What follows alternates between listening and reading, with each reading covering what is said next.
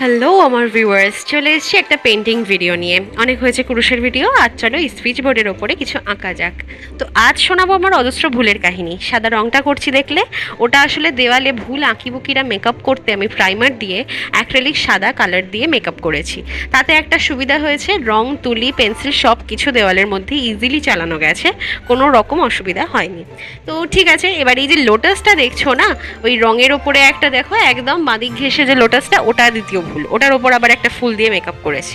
তো আমি ম্যাডামকে বললাম, ম্যাডাম আসুন দেওয়ালে সুন্দর করে বসে ঘরের একটু শোভা বাড়ান।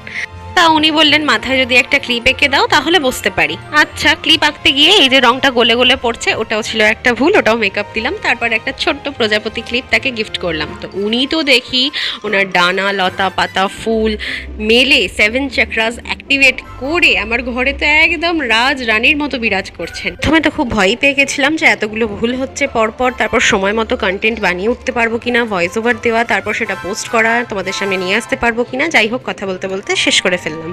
কেমন লাগলো জানিও।